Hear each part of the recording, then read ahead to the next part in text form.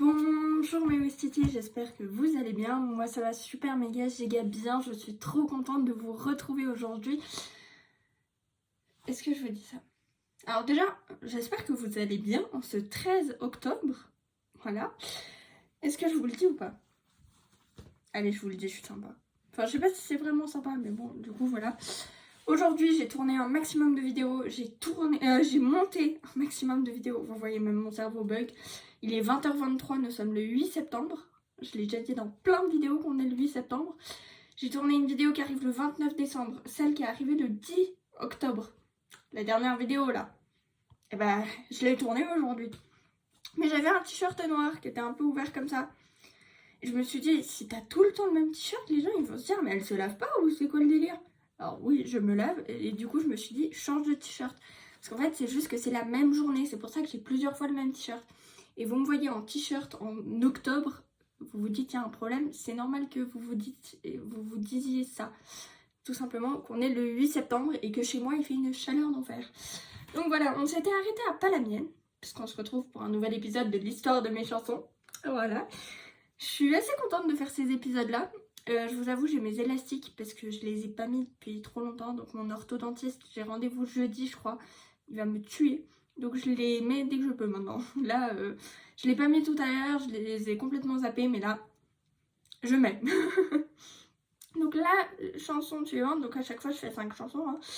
On a laissé faner la petite graine. Alors cette chanson, elle est un peu mensongère. Vous allez dire, attends, quoi? Elle nous ment? Alors non. Ça commence bien. Non, en fait, On a laissé faner la petite graine est une chanson où c'est un peu un message d'espoir pour toutes les mères-filles qui se fritent très régulièrement, qui s'engueulent très régulièrement. Ça fait des fights souvent. Et moi, avec ma mère, c'est récurrent. On a 3 jours de beau temps, on va dire. Puis après, on a 2 jours de pluie. Et 1 jour d'orage. 3 jours de beau temps. Et en fait, c'est un peu comme ça. Alors, on n'a pas autant que ça. Mais c'est vrai qu'on s'engueule facile, quoi. Voilà. Et du coup, j'ai écrit cette chanson dans un moment où on s'engueulait, mais ça faisait 4 jours qu'on se prenait la frite. Et puis, du coup, j'ai écrit cette chanson. Et puis, en fait, j'ai sorti cette chanson dans la foulée. Enfin, genre 5 jours plus tard, donc ça commençait à se calmer. Et j'ai jamais fait écouter la chanson à ma mère, alors je me mets l'instrumental dans les oreilles et je la chante au chalet. Donc elle entend les paroles, mais ça s'arrête là. Certitude. N'empêche, je vous ai pas dit dans la dernière vidéo, mais ma chanson quand je pense à toi, bah en fait, dès que je chante et qu'il y a du public, on me la demande, genre quand on me connaît. Genre par exemple, l'autre jour au chalet, j'ai chanté parce que je fais beaucoup de... J'ai plus le mot maintenant. De concert universel, c'est-à-dire que c'est des journées où je chante toute la journée, ou presque. Genre je fais de temps en temps une pause, mais je chante un long moment. Et puis il y a des gens qui passent, et il y a des gens qui me reconnaissent. Enfin, pas qui me reconnaissent, mais qui reconnaissent les chansons. Ils me disent « Oh, vous pouvez chanter quand ?» Ça m'est arrivé 2 fois déjà. Qu'on me dise « Quand je pense à toi, vous connaissez ?» Puis je fais « Bah oui, quand je pense à toi, j'ai peur. Quand tu es devant moi, je pleure. » Puis là, ils me font « Ah, vous pouvez la chanter ?» comme ça. Et puis, bah, du coup, voilà. Donc, Certitude, c'est aussi une chanson qu'on me demande beaucoup. Certitude, c'est une chanson où je suis assez timide. J'avoue, en fait, c'est très personnel comme chanson, en fait, j'avoue. Donc, je suis assez perturbée. C'est une chanson que j'ai écrite pour enlever les incertitudes que j'avais à propos de quelqu'un. Et cette chanson, je n'ai jamais osé la faire écouter à cette personne. Parce que, bah, en fait, cette personne aurait totalement grillé que c'était elle. Donc, en fait, je la faisais écouter à plusieurs personnes, sauf à elle. Parce que je me suis dit, si je lui fais écouter la chanson, elle va griller que c'est pour elle. Et donc, je suis dans la merde. Et du coup, je lui ai jamais fait écouter. Mais ma chanson, je n'ai pas la réponse. Elle, je lui ai envoyé l'instru. Puis, c'était un peu la première étape avant de passer à Certitude. Bon, je suis jamais passée à Certitude et je lui ai envoyé que l'instru de je n'ai pas la réponse, donc forcément, il n'y a rien qui s'est allumé. Mais du coup, voilà. Donc, c'est une chanson très intime, donc je ne vais pas trop en parler. C'est Livre en Tamie. Alors...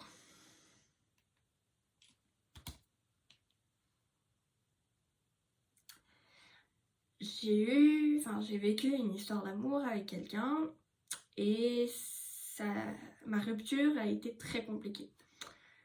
Et puis une fois, une personne, je vais pas dire son nom, m'a appelée. Elle devait venir à la maison.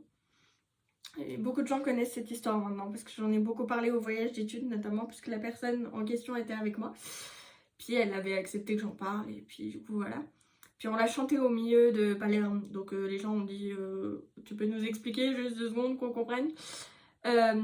Mais du coup voilà, donc en fait cette personne m'a appelé, m'a dit bah voilà mon mec vient de me quitter et tout, je suis très mal et tout. Je vais arriver en retard chez toi parce que j'ai pas encore mangé tellement je me sens mal en fait. Je dis bah y a pas de souci, enfin je veux dire tant que t'arrives avant que le bus parte c'est l'essentiel. Puis du coup elle m'a tout raconté, alors pas dans les détails mais elle m'a raconté l'essentiel. Et je lui ai demandé si elle était d'accord que j'en fasse une chanson. Et du coup elle m'a dit oui. J'ai écrit une chanson, j'ai fait l'instru, je lui ai montré juste le refrain. Je lui ai montré le premier couplet. Et puis je lui ai fait écouter l'instru. Je lui ai proposé 3 choix de titres, elle a choisi. Et ça a donné ma chanson Et si. Et après cette chanson, en fait, je me suis dit, mais il y a trop de ressemblances avec ton histoire. Tu l'enfermes, ton histoire, t'es en train de l'enfermer en toi, ça va pas. Tu es bloqué depuis des années, faut que ça... Et donc j'ai écrit ces livres entamés. J'ai pleuré, j'ai souri, j'ai réfléchi, j'ai pensé, j'ai douté, enfin bref, beaucoup de mots. Et puis cette personne de la chanson Et si m'a dit mais ça, faut que tu le mettes sur papier. Ça, t'as besoin de l'expulser, elle me disait. Puis je notais tout ce qui me passait par la tête. Il y a eu des rayures, des ratures, des gommes, des machins, des trucs de partout. Et puis, au bout d'un moment, j'ai enregistré la chanson. Je l'ai mis sur YouTube. Et après, j'ai dit, mais il faut que je mette ici sur YouTube. Parce que c'est grâce à elle que ces livres entamés est là. Et donc, j'ai mis ici. Ces livres entamés, c'est vrai que j'ai voulu mettre une version instrumentale parce que je me suis dit, en fait, il y a peut-être d'autres gens qui ont vécu cette situation. Peut-être d'autres gens qui se reconnaissent dans mon histoire. Et donc voilà. Voilà pourquoi j'ai voulu mettre la version instrumentale de ces livres entamés. Mais du coup, c'est aussi comme ça. Enfin, c'est grâce à Essie que ces livres entamés est né. Et donc, Essie, bah, je vous ai déjà raconté assez vite fait comment elle a été écrite. Et j'avoue, j'ai été très rapide parce que, en fait, les choses, elles sortaient. Parce que, il y a, en fait, les similitudes qui se passaient entre son histoire et mon histoire, bah, du coup, je les avais vécues. Donc, ça sortait, mais à la chaîne, comme ça. J'écris un truc, pip, un autre. Donc, j'ai utilisé 2 pages brouillon avant de... Voilà. Je mettais les mots comme ça sur les pages. Puis après, j'en faisais des phrases, quoi. Et puis voilà, c'est comme ça que c'est né. Et puis, je lui ai fait écouter. En fait, j'ai mis sur YouTube. J'ai mis ses livres entamés sur YouTube. Je lui ai fait écouter. Elle m'a dit, c'est génial et tout. Et là, j'ai changé. J'ai dit, ah, au fait, t'as vu ma dernière vidéo sur YouTube? Et elle m'a dit, ah non, c'est quoi? Oh mince, mon téléphone a bugué. Et en fait, c'était ici. Donc voilà un peu comment ça s'est passé. C'est vrai que c'était perturbant, c'est vrai que c'était très beau, et c'est vrai qu'Essie est une chanson qui est assez importante aussi pour moi du coup, et puis que je chante très régulièrement, donc voilà. Je vous fais un petit bonus, il est 8h32, 20h32 plutôt, je vous raconte pour une vie. Alors une vie, c'est une chanson que j'ai écrite parce que en ce moment en fait je ressens le vide entre guillemets de ma place. En fait, comme quand j'étais petite. Quand j'étais petite, je cherchais beaucoup ma place. J'avais compris qu'il devait y avoir une personne avant moi, mais qu'elle n'était pas là. Et donc on m'a expliqué par la suite ce qui se passait. Je suis très émue. Et puis, une fois qu'on m'avait expliqué tout ça, je trouvais ma place. Et en fait, là, depuis un petit moment, je repère cette place en moi, mon sentiment. Et puis, en fait, je me suis dit, faut peut-être que tu libères les choses. Parle de lui, ça peut t'aider. Parce que du coup, je sais les choses maintenant, donc c'est un peu plus difficile de trouver la solution qui pourrait m'aider. Et puis, j'ai écrit une vie avec beaucoup de larmes aussi.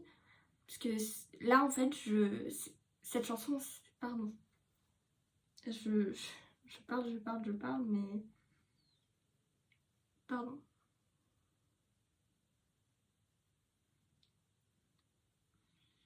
En fait, ma chanson Une vie, c'est vraiment genre je parle avec mon frère et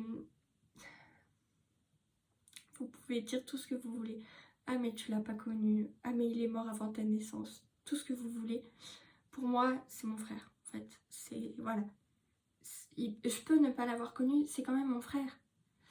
Et donc pour moi c'est très compliqué quand même. Il y a 2 semaines, c'est son anniversaire, il aurait eu 17 ans, j'ai pleuré sans le montrer à mes parents parce que je veux pas que ça les blesse ou qu'ils se sentent mal. Et j'ai fait des stories Instagram pour lui dire bon anniversaire comme si c'était un pote, comme si elle était toujours là.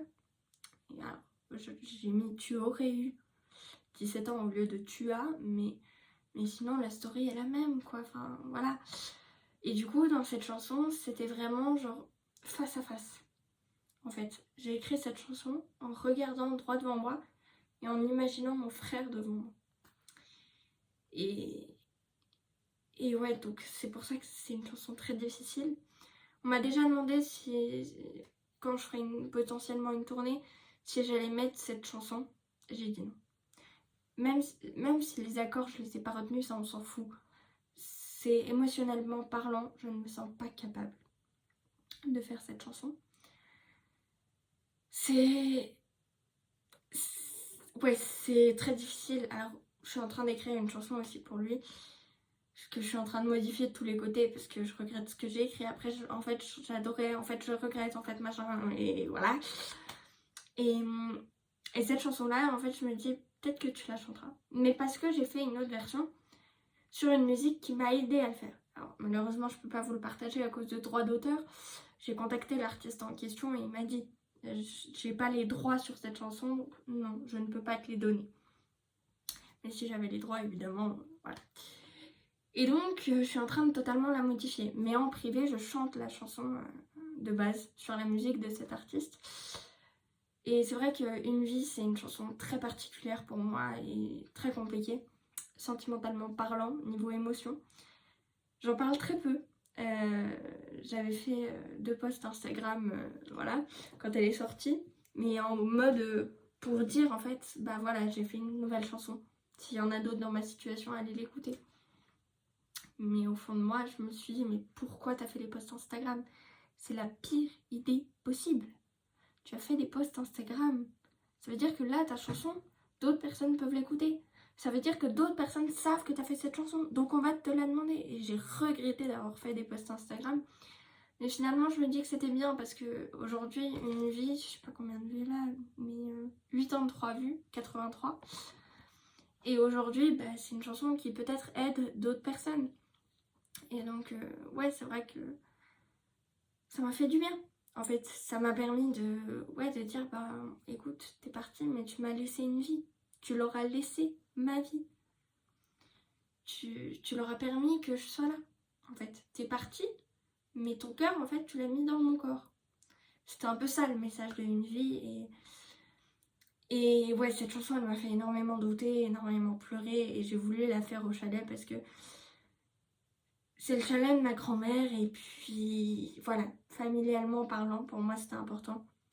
Et du coup, voilà. Bon, écoutez mes Oustitis, on finit un peu sur une note émotion. Note, ça parle bien avec la musique. En tout cas, je vous fais plein de gros bisous et je vous dis à très vite pour une nouvelle vidéo. Bye!